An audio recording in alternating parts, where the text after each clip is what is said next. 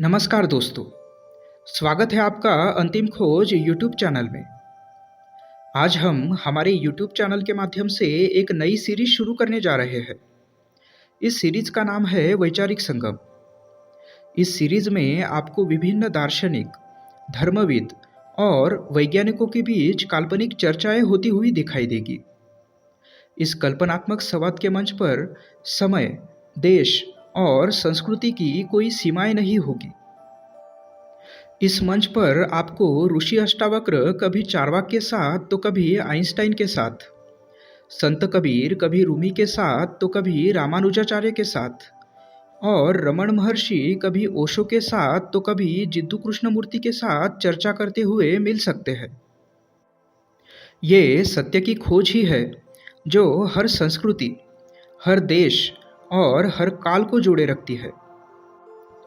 इन चर्चाओं के माध्यम से हम गहराई में जाकर हमारे अस्तित्व के रहस्यों को समझने की कोशिश करेंगे। हम उस परम तत्व को खोजने की कोशिश करेंगे जो समय और स्थान से परे है। मेरा आपसे अनुरोध है कि YouTube पर पहली बार होने जा रहे इस प्रयोग के साक्षी बने। तो चलिए शुरू करते हैं ये अद्भुत सफर। आज हम वैचारिक संगम सीरीज के इस पहले एपिसोड में आदि शंकराचार्य और लाओ त्ज़ू के बीच होने वाली काल्पनिक चर्चा को सुनेंगे। लेकिन उसके पहले मैं आपको आदि शंकराचार्य और लाओ त्ज़ू का संक्षिप्त में परिचय दे देता हूँ।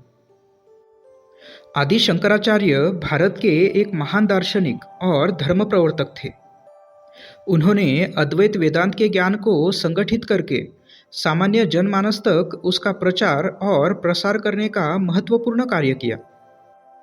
उन्होंने वेदांत की शिक्षा को समझाने के लिए आत्मबोध और विवेक चूड़ामणि जैसे अनेक ग्रंथों की रचना की। वही लाओ त्ज़ू चीन के प्रसिद्ध दार्शनिक और लेखक थे। उन्हें फिलोसॉफी ऑफ फ्लो कहे जाने वाले ताओवाद का जनक माना जाता है। उन्होंने चीनी दर्शन शास्त्र का महत्वपूर्ण ग्रंथ ताओ ते चिंग की रचना की। उनका मानना था कि जीवन को सहज और निर्मल बनाने के लिए हमें अपने प्राकृतिक स्वभाव का अनुसरण करना चाहिए। तो चलिए अब हम आदि शंकराचार्य और लाओ त्ज़ू के बीच होने वाली चर्चा का आरंभ करते हैं। गंगा नदी के शांत तटों पर सूर्यास्त हो रहा है। डूबते हुए सूरज की किरणें पुराने शहर वाराणसी पर हल्की सी चमक छोड़ रही है। मणिकर्णिका घाट पर भीड़भाड़ से दूर एक शांत जगह पर आदि शंकराचार्य और लाओ त्ज़ू एक दूसरे के सामने आसनस्थ है। आदि शंकराचार्य लाओ त्ज़ू को श्रद्धापूर्वक अभिवादन करते हैं और उनसे कहते हैं, पूज्य लाओ त्ज़ू, संपूर्ण विश्व आपकी ताओ की अवधारणा से प्रभावित है। क्या आप मुझे बता सकते हैं कि ताओ क्या है, उसका स्वरूप कैसा है? लाओ त्ज़ू आदि शंकराचार्य के अभिवादन का आदरपूर्वक स्वीकार करते हैं और शांतिपूर्ण मुस्कान के साथ उनके सवाल का जवाब देते हुए कहते हैं, आचार्य, ताओ मानवी समझ के परे है। उसका शब्दों में पूरी तरह से वर्णन नहीं किया जा सकता। ताओ ब्रह्मांड का मूल तत्व है। ताओ सभी अस्तित्वमान और अस्तित्वहीन चीज़ों में व्याप्त है। वह आकारहीन है लेकिन सभी आकारों को उत्पन्न करती है। वह गतिहीन है लेकिन सभी चीज़ों को गति देती है। ताओ कभी कुछ नहीं करती लेकिन उसके माध्यम से सब हो जाता है। वह अंतिम वास्तविकता है जो मानव बुद्धि द्वारा पूरी तरह से समझी नहीं जा सकती लेकिन अनुभव से महसूस की जा सकती है। ताओ अविनाशी है। वह अनंत संभावनाओं से भरी कभी न खत्म होने वाली शून्यता है। आप उसे देख नहीं सकते पर वो हमेशा रहती है। कोई नहीं जानता कि उसे किसने जन्म दिया है। वह किसी का पक्ष नहीं लेती, अच्छे बुरे का फर्क नहीं करती। ताओ एक भाथी की तरह है। वह खाली है पर अनंत शक्तियों से युक्त है। आप उसके बारे में जितनी अधिक बातें करते हैं उतना ही उसे कम समझते हैं। ताओ सबकी जननी है। शून्य पर कभी ना खत्म होने वाली वो अनंत विश्वों को जन्म देती है। वह हर किसी के अंदर है, चारों ओर है। ताओ की खुद की कोई इच्छा नहीं है, इसलिए हर कोई उसे पा सकता है। आप ताओ को देख नहीं सकते, चाहे कितना भी ध्यान से देखो। आप उसे सुन नहीं सकते, चाहे कितना भी ध्यान से सुनो। आप उसे पकड़ नहीं सकते, चाहे कितना भी जोर से पकड़ो। ताओ का कोई रूप नहीं है, आकार नहीं है, फिर भी वह एक आकृति है। वह निस्तेज है, फिर भी उसके अंदर प्रकाश है। समय और अंतरिक्ष से पहले भी ताओ थी।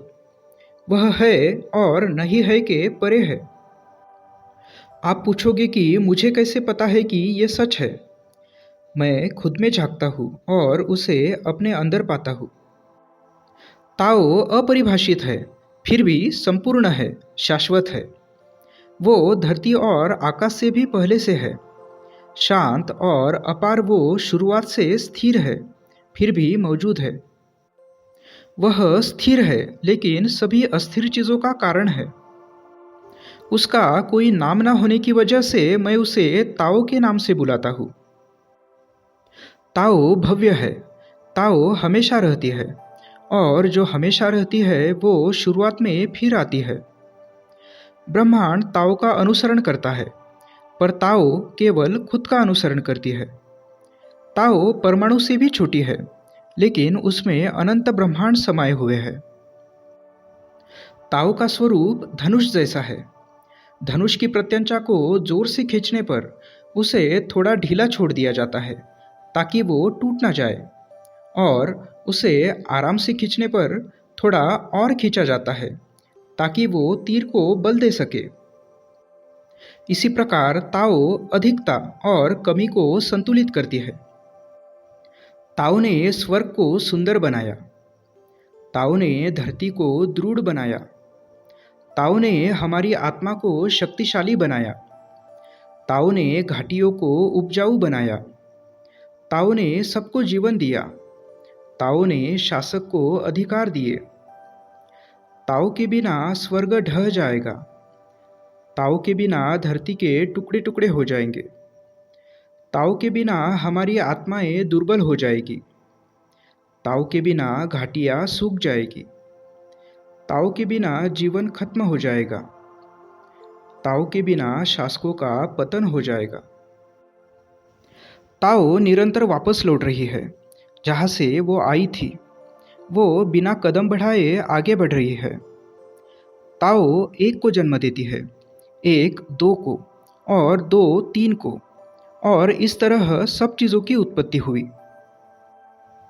ताओ सबका ध्यान रखती है, सबको बढ़ने में सहायता करती है, सबकी रक्षा करती है और सबको सुकून देती है।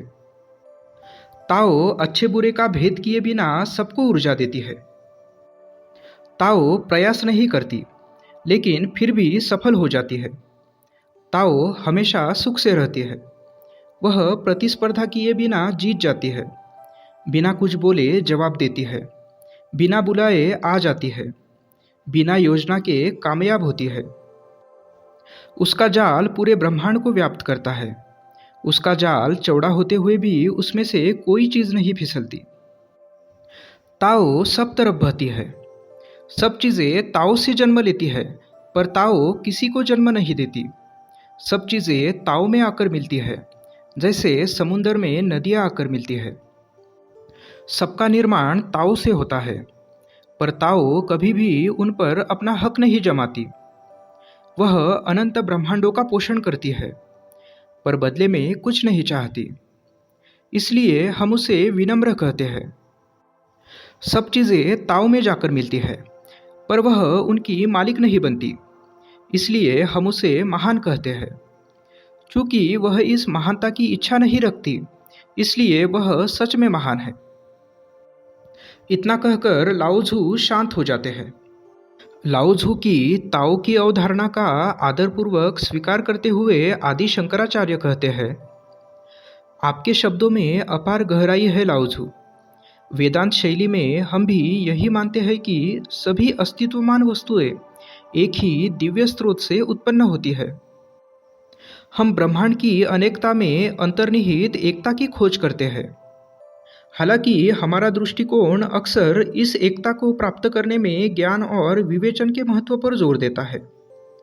आप ज्ञान प्राप्ति के लिए किए जाने वाले प्रयासों को ताओ के साथ कैसे समन्वित करते हैं, जो सरलता और स्वच्छंदता का प्रतीक है?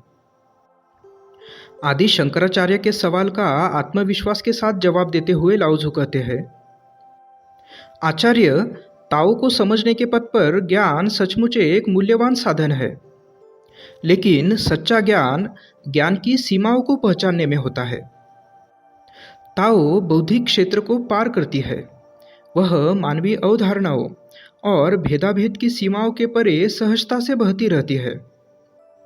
पूर्वग्रहित धारणाओं का त्याग करके सरलता और स्वच्छंदता को अपनाकर हम स्वाभाविक रूप से अस्तित्व के साथ एक हो सकते हैं। लाओजू के जवाब को ध्यानपूर्वक सुनकर आदि शंकराचार्य उनसे कहते हैं, आत्म साक्षात्कार की खोज में हम अक्सर अहंकार का त्याग करके परम चेतना के साथ एकीकरण प्राप्त करने की बात करते हैं। आपकी वुई अर्थात बिना किसी अनावश्यक प्रयत्नों के कर्म करने की अवधारणा वेदांत की अहम भाव अर्थात अहंकार को त्यागने की अवधारणा से कैसे मेल खाती है? आदि शंकराचार्य के सवाल का निश्चलतापूर्वक जवाब देते हुए लाओजू कहते हैं, वुई कर्म का अभाव नहीं है, जैसा कि आमतौर पर माना जाता है, अपितु अनावश्यक प्रयत्नों के बिना कर्म करना वुई कहलाता है। इसे ही हम कर्म करते समय कर्म करने का अहंकार ना होना भी कह सकते हैं। कर्मों के ऊपर की अहंकार की पकड़ हट जाने पर कर्म करते समय शांति का अनुभव होता है। इसलिए अपने कार्यों को स्वाभाविक रूप से होने देना चाहिए। उदाहरण के रूप में यदि गणित के शिक्षक गणित पढ़ाने की रटी रटाई तकनीक का पालन ना करते हुए पहेलियाँ और वास्तविक जीवन के उदाहरण के माध्यम से हंसते खेलते गणित सिखाते हैं, तो शिक्षा विधि सहज और स्वाभाविक हो जाती है, जिससे विद्यार्थी गणित को सरलता से समझ पाते हैं। प्रकृति के अनुरूप होकर किया गया सहज कर्म आपको सुख और शांति देता है। आपके अतिरिक्त प्रयास आपको प्रकृति से दूर ले जाते हैं और आप सुख और शांति खो देते हैं, क्योंकि असली सुख और शांति तो प्रकृति के साथ समन्वय रखने में है, ताओ के साथ साथ चलने में है।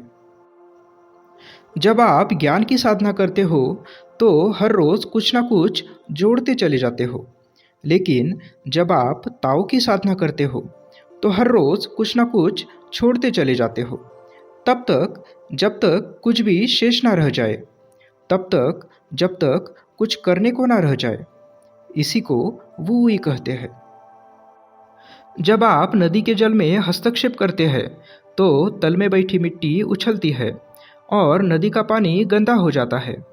इसलिए अनावश्यक हस्तक्षेप किए बिना मिट्टी तल में बैठ जाने तक धैर्य बनाए रखने पर आपको साफ पानी मिलता है।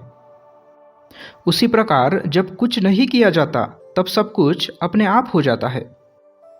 घटनाओं को स्वाभाविक रूप से होने देना चाहिए, अनावश्यक हस्तक्षेप नहीं करना चाहिए। विश्व पर अपनी इच्छाएं नहीं थोपनी चाहिए। प्रकृति के साथ समरसता के साथ काम करना चाहिए। प्रकृति के साथ तालमेल मिलाना चाहिए। आप अत्यधिक कठोरता के साथ कोशिश करते हैं तो आप अपने लक्ष्य से भटक जाते हैं। आप चीज़ों को पकड़ने की कोशिश करते हैं तो चीज़ें छूट जाती है। आप बलपूर्वक काम पूरा करने की कोशिश करते हैं तो आप काम बिगाड़ देते हैं। चीज़ों को बदलने की कोशिश मत करो, उन्हें स्वयं होने दो। चीज़ों का स्वीकार करना सीखो, बिना पाने की कोशिश किए, बिना कोई अपेक्षा किए। जिस प्रकार सनातन परंपरा में आत्म साक्षात्कार होने पर कर्म का त्याग नहीं किया जाता, बल्कि उसे ईश्वर को समर्पित किया जाता है, उसी प्रकार ताओ के साथ समरस होने पर कर्म से जुड़ी आसक्ति छूट जाती है। आप अपनी ही बनाई हुई सीमाओं को पार कर देते हैं और अनंत के साथ एक हो जाते हैं। लाओजू की बातें सुनकर आदि शंकराचार्य की आंखें संतोष से चमक उठती है और वे कहते हैं, आदरणीय लाओत्सु, सच में आपका ज्ञान पारंपरिक सीमाओं को पार करता है और वेदांत दर्शन में बताए गए शाश्वत सत्य के साथ मेल खाता है। वू वुई और आत्म साक्षात्कार की एकता में जो अस्तित्व को व्याप्त करने वाली शाश्वत सत्ता को पहचानता है, वो जन्म और मृत्यु के चक्र से मुक्त हो जाता है। आपकी वू वुई की अवधारणा हमारी निष्काम कर्म की अवधारणा से अलग नहीं है। निष्काम कर्म में कर्तव्य पालन में समर्पित भाव तो होता है, लेकिन फल की कोई आशा नहीं होती। जिस प्रकार वू वुई में अस्तित्व के प्राकृतिक प्रवाह के साथ बिना अहंकार या व्यक्तिगत इच्छाओं के हस्तक्षेप के बिना कार्य किए जाते हैं, उसी प्रकार निष्काम कर्म में कार्यों के परिणामों के प्रति अहंकार की आसक्ति को छोड़कर जीवन के हर क्षण को ईश्वर की इच्छा के साथ स्वीकार किया जाता है। थोड़ी देर मौन रहकर गंगा नदी की धीरे धीरे बहने वाली धारा को देखते हुए आदि शंकराचार्य लाओत्सु से पूछते हैं, संसार की हमेशा बदलती धारा में आप ब्रह्मांड में घटने वाली सभी घटनाओं को प्रेरणा देने वाले यिन और यांग के खेल को कैसे देखते हैं? लाओत्सु आदि शंकराचार्य के सवाल को ध्यान से सुनते हैं और जवाब देते हुए कहते हैं, यिन और यांग एक दूसरे से जुड़ी हुई दो विपरीत ब्रह्मांडीय शक्तियां हैं। यिन स्त्री शक्ति है जो अंधकारमय और निष्क्रिय होती है। यांग पुरुष शक्ति है जो प्रकाशमय और सक्रिय होती है। जिस प्रकार जीवन है तो मृत्यु भी है, दिन है तो रात भी है, गर्मी है तो सर्दी भी है, प्रकाश है तो अंधकार भी है, उसी प्रकार यिन और यांग एक दूसरे की पूरक शक्तियां हैं। अगर कोई चीज़ अच्छी है तो कोई चीज़ बुरी भी होगी। अगर कोई काम मुश्किल नहीं है तो कोई काम आसान भी नहीं है। कुछ चीज़ें ऊपर होती है तो कुछ चीज़ें नीचे भी होती है। अगर संगीत है तो शोर शराबा भी है। अगर कोई पहले आया है तो कोई बाद में भी आएगा। किसी चीज़ को कम करना हो तो पहले उसे बढ़ाना पड़ता है। किसी चीज़ को सिकुड़ना हो तो पहले उसे फैलाना पड़ता है। किसी को कमज़ोर बनाने के पहले उसे शक्ति देनी पड़ती है। किसी को नीचे गिराने के लिए पहले उसे ऊपर उठाना पड़ता है। कुछ खोने से पहले कुछ पाना पड़ता है। कभी कभी हार माननी पड़ती है हमेशा जीतने के लिए। झुकना पड़ता है ऊंचा खड़ा रहने के लिए। अगर आप ज्ञान चाहते हो तो अपने मन को खाली कर दो। अगर आप दुनिया को जीतना चाहते हो तो सब कुछ हार जाओ। अगर आप पूरा बनना चाहते हो तो खाली हो जाओ। अगर आप फिर से जन्म लेना चाहते हो तो मृत्यु का स्वीकार करो। इस प्रकार चीज़ों की नकारात्मक प्रवृत्ति को यिन कहते हैं और सकारात्मक प्रवृत्ति को यांग कहते हैं। जब ये दोनों मिलते हैं तो समन्वय की अवस्था बनती है। इनके संतुलन से ही सृष्टि में शांति स्थापित होती है। लाओत्सु की बातों पर चिंतन करते हुए आदि शंकराचार्य कहते हैं, परम ज्ञानी लाओत्सु, हम ब्रह्म को अंतिम सत्य के रूप में देखते हैं जो यिन और यांग के द्वंद्व के परे है। हालांकि उसकी अभिव्यक्ति जिसे हम माया कहते हैं, उसमें ब्रह्मांडीय व्यवस्था बनाए रखने के लिए ये शक्तियाँ महत्वपूर्ण भूमिका निभाती है। आदि शंकराचार्य की बातों से सहमत होते हुए लाओत्सु कहते हैं, यिन और यांग के माध्यम से ही ताओ अभिव्यक्ति पाता है। जिसे मैं अंतिम सत्य मानता हूँ वह ताओ यिन और यांग के सूक्ष्म धागों से अस्तित्व का वस्त्र बुनता है। डूबते हुए सूरज के साथ आसमान में लाल गुलाबी रंग छा रहा है। दोनों अभी भी एक गहरे संवाद में खोए हुए हैं। आदि शंकराचार्य, जिनकी आंखों से युगों युगों का ज्ञान प्रकट हो रहा है, एक रहस्यमयी मुस्कुराहट के साथ लाओत्सु से कहते हैं, यिन और यांग द्वारा निर्मित प्राकृतिक संतुलन के प्रवाह को सहजता से स्वीकारने वाली आपकी जीरान अर्थात प्राकृतिक मार्ग की संकल्पना क्या है? लाओज़ू प्रसन्नतापूर्वक जवाब देते हुए कहते हैं, अस्तित्व की स्वच्छंद और अनियोजित प्रकृति को ही जीरान कहते हैं। मानवीय हस्तक्षेप या नियंत्रण से रहित यह प्राकृतिक मार्ग है। ये ब्रह्मांड की एक नैसर्गिक व्यवस्था है। जीरान ताओ की अभिव्यक्ति है। सादगी, विनम्रता और वुवुई जीरान के वैशिष्ट्य है। प्रकृति ताओ के अनुसार बहती है, प्राकृतिक रास्ते पर बिना किसी प्रतिरोध या संघर्ष के। वह स्वच्छंद है। ब्रह्मांड गतिशील है, वह लगातार उत्पन्न हो रहा है। हालांकि विकास के क्रम में वह जो रास्ता अपनाएगा उसका पूरी तरह से अनुमान नहीं लगाया जा सकता। यह एक सतत सहज प्रक्रिया के अनुसार उभरता है और संचालित होता है। लेकिन मनुष्य वास्तविकता पर अपनी व्यवस्था थोपने की कोशिश करते हैं। चीज़ों को अलग अलग नाम देकर उन्हें वास्तविकता से अलग करते हैं। मानवीय जीवन को नियमबद्ध करने वाली विधियां विकसित करते हैं। सरकारें बनाते हैं जो लोगों की ऊर्जा को विशेष लक्ष्यों की ओर ले जाती है। इस प्रकार की कृत्रिम व्यवस्थाएं लोगों को उस उत्पादक प्रक्रिया से दूर ले जाती है जिसका वे हिस्सा है। हमारी इच्छाएं और कर्मों के परिणामों के प्रति आसक्ति हमें जीरान के रास्ते से भटका देती है। हमारा हस्तक्षेप प्रकृति के प्रवाह में लहरें उत्पन्न करता है। हमारा हस्तक्षेप प्राकृतिक व्यवस्था को बिगाड़ देता है। मनुष्य को प्रकृति में होने वाले निरंतर परिवर्तनों के प्रति स्वयं को तैयार करना चाहिए। परिवर्तन का खुले मन से स्वागत करना चाहिए। जब हम ताओ के साथ एक होते हैं, ताओ हमें स्वीकार करती है। हम सब में जीरान के साथ समरूप होने की संभावना है। हमारे अहंकार और इच्छाओं को छोड़कर और अस्तित्व की सरलता और स्वाभाविकता को अपनाकर हम जीरान के साथ समरूप हो सकते हैं।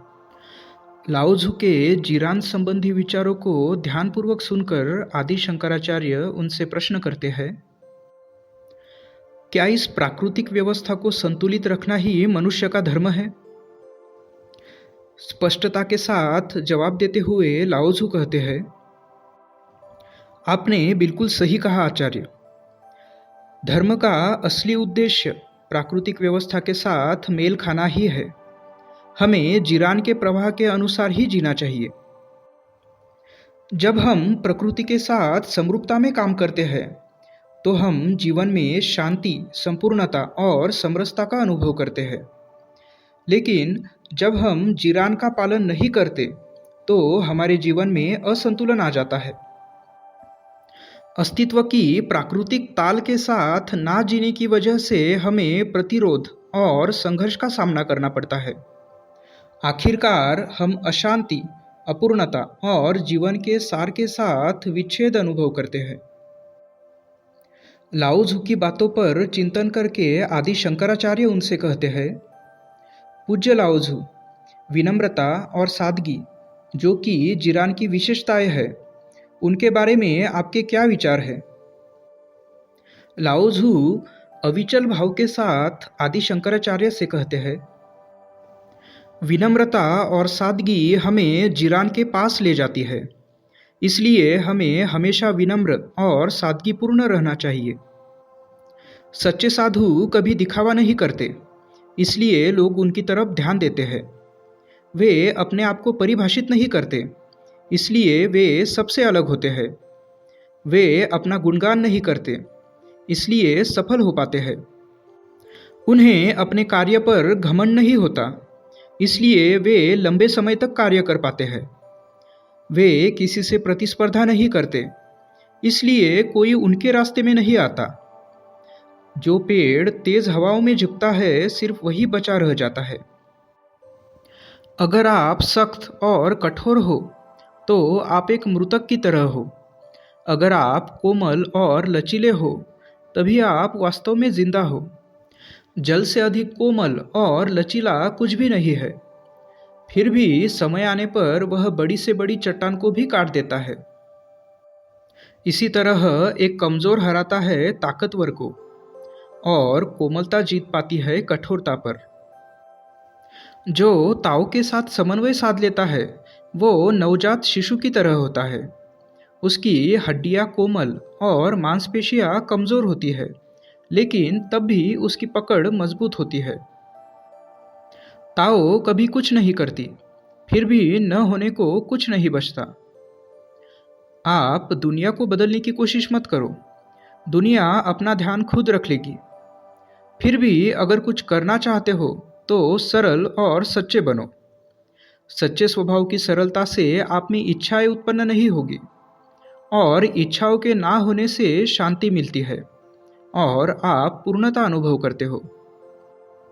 मूर्ख व्यक्ति इच्छाओं की वजह से अपूर्णता अनुभव करता है और हमेशा किसी न किसी काम में लगा रहता है। जिसकी ज़रूरत हो वो करो और आगे बढ़ जाओ, यही ताओ का रास्ता है। अगर आप दूसरों के साथ प्रतिस्पर्धा नहीं करोगे तो कोई आपके साथ भी प्रतिस्पर्धा नहीं करेगा। अगर आप नेता बनना चाहते हो तो आपको अनुयायियों के पीछे पीछे चलना होगा। नदियाँ समुद्र की ओर बहती है क्योंकि समुद्र नदियों के निचले भाग में स्थित होता है। विनम्रता उसे महान बनाती है। इसलिए हमें विनम्रता को अपनाकर अपने जीवन को सादगीपूर्ण तरीके से जीना चाहिए। लाओ त्सु की बातों को गंभीरता से सुनकर आदि शंकराचार्य उनसे कहते हैं, प्रिय लाओ त्सु, विनम्रता और सादगी के बारे में आपके विचारों को जानने के बाद मैं उनका विपरीत गुण अर्थात दिखावटीपन, या जिसे हम झूठापन भी कहते हैं, उसके बारे में आपके विचारों को जानने के लिए उत्सुक हो गया हूँ। कृपया आप मुझे इस विषय के बारे में जानकारी दें।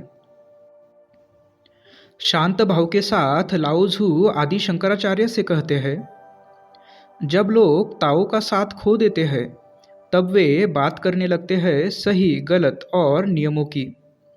जब लोग वास्तविकता को भूल जाते हैं तब वे बात करने लगते हैं प्रमाणों की।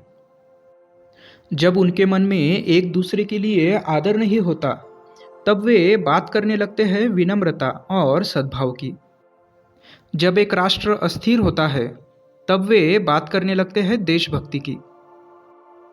जो लोग अपना प्रचार खुद करते हैं उनके पास देने को कुछ नहीं होता। दिखावटीपन छोड़ो और ज्ञान का आदर करो। सच्चे रहो।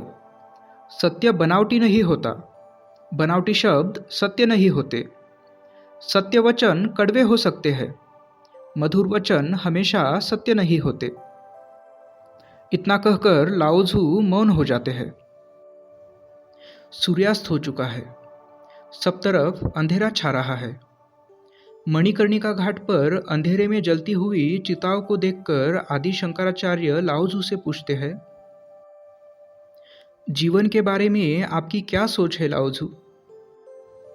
आदि शंकराचार्य के प्रश्न का गंभीरतापूर्वक उत्तर देते हुए लाओ त्सु कहते हैं, जो लोग लंबी जिंदगी का रहस्य जानना चाहते हैं वे जल्दी ही मृत्यु को प्राप्त हो जाते हैं, क्योंकि वे मानते हैं कि जीवन सिर्फ शरीर तक सीमित है। लेकिन जो जिंदगी को पूरी तरह से समझते हैं वे चल सकते हैं घने जंगलों में बिना डरे, उतर सकते हैं युद्ध के मैदानों में बिना हथियार और कवच के। जंगली जानवर और शत्रु उन्हें नहीं मार सकते, क्योंकि उनका जीवन स्थूल शरीर तक सीमित नहीं होता। उन्हें मौत का डर नहीं लगता, क्योंकि वे जानते हैं कि मौत का कोई अस्तित्व नहीं है। लाओ त्सु की बातों पर चिंतन करके आदि शंकराचार्य कहते हैं, सर्वज्ञ लाओ त्सु, हमारे वेदांत दर्शन की तरह आपने भी मृत्यु का अस्तित्व नकारा है। हम मानते हैं कि सृष्टि में केवल परिवर्तन होता है, नाश नहीं। केवल ब्रह्म ही अपरिवर्तनीय है। वह एक बहती हुई नदी की तरह है जिसका जल हमेशा बदलता रहता है, लेकिन वो अचल रहती है। अब आप मुझे कृपया ब्रह्म के अज्ञेय स्वरूप को दर्शाने वाली आपकी शून्यता की अवधारणा के बारे में बताएं। आदि शंकराचार्य की बातों को गहराई से समझकर लाओ त्सु उनसे कहते हैं, शून्यता सृजन का आधार है। जब हम शून्यता की गहराई को समझते हैं तो हम अनंतता को भी छूते हैं। शून्यता केवल रिक्तता नहीं है, बल्कि अनंत संभावनाओं का भंडार है। वाहन के पहिए की धरे होती है, लेकिन वो एक खोखले केंद्र के चारों ओर घूमता है। बर्तन मिट्टी या कांच का बना होता है, लेकिन हम चीजें उसके अंदर के खाली जगह में रखते हैं। घर लकड़ी या पत्थरों से बना होता है, लेकिन हम दीवारों के बीच की खाली जगह में रहते हैं। इस प्रकार वास्तविकता का सार शून्यता में निहित है। शून्यता अस्तित्व के अनंतत्व और निरंतरता की अभिव्यक्ति है। जीवन की शून्यता को अपनाने से हमें आसक्ति से मुक्ति मिलती है।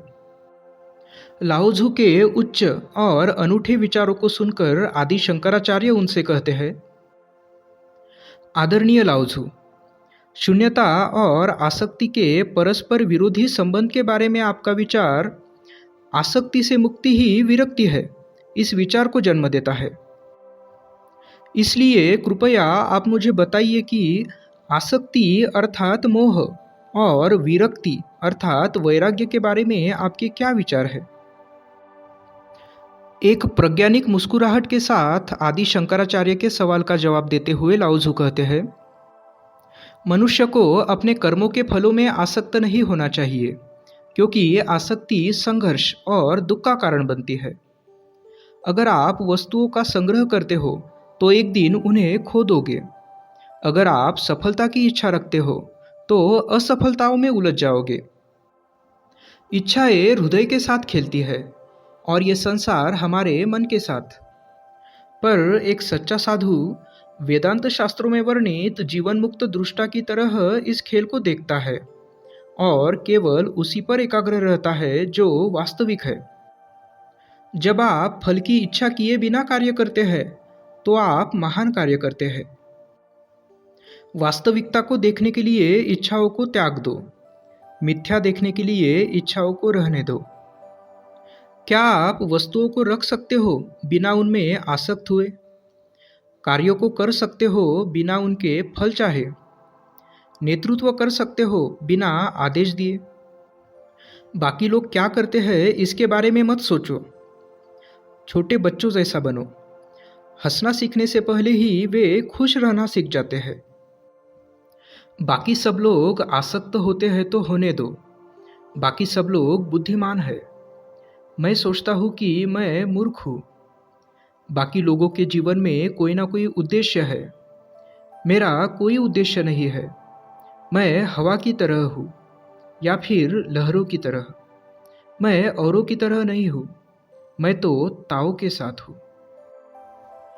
लाओजू की बातों पर गंभीरतापूर्वक विचार करके आदि शंकराचार्य उनसे कहते हैं, आदरणीय लाओजू, विरक्ति मेरे लिए आत्मा की स्वतंत्रता का प्रतीक है। अपने कर्मों के फलों से अलग होकर निर्मलता की अवस्था में स्थित होना है। पूर्ण विरक्ति पाने के लिए मनुष्य को सभी इच्छाओं का त्याग करना होगा और वर्तमान क्षण में संतोष ढूंढना होगा। इच्छाएं हमेशा भविष्य काल में ही पूरी होने की संभावना होती है, पर शांति तो वर्तमान में जीने में है। आदि शंकराचार्य के विरक्ति के बारे में विचार सुनकर लाओजू विनम्रता के साथ उनसे कहते हैं, मेरा मानना है कि सच्ची विरक्ति चीजों पर नियंत्रण पाने के मोह को छोड़ने में और ताओ को समर्पण करने में है।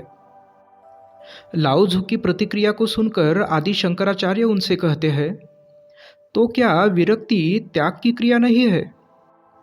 लाओजू शांत भाव से जवाब देते हुए कहते हैं, त्याग वास्तव में विरक्ति का हिस्सा है, परंतु पूर्ण विरक्ति नहीं है। सच्ची विरक्ति त्याग से परे जाती है। यह एक आंतरिक स्वतंत्रता की स्थिति है, जहाँ व्यक्ति बाह्य परिस्थितियों से अस्पृश्य रहता है। वो ना आसक्ति से भरा होता है और ना ही त्याग से। आदि शंकराचार्य लाओजू की बातों को गहराई से समझकर स्वीकृति में सिर हिलाते हुए कहते हैं, महान लाओजू, आपके शब्द अद्वैत वेदांत की चरमावस्था को छू रहे हैं। अद्वैत वेदांत के अनुसार विरक्ति एक गंतव्य नहीं है, बल्कि एक यात्रा है। अविरल भ्रांतियों को निरंतर छोड़ते जाना, तब तक जब तक हमारे होने के भाव से मुक्ति नहीं मिलती। विरक्ति ब्रह्म के साथ एक होने की यात्रा है। इतना कहकर आदि शंकराचार्य लाओजू को श्रद्धापूर्वक अभिवादन करते हैं।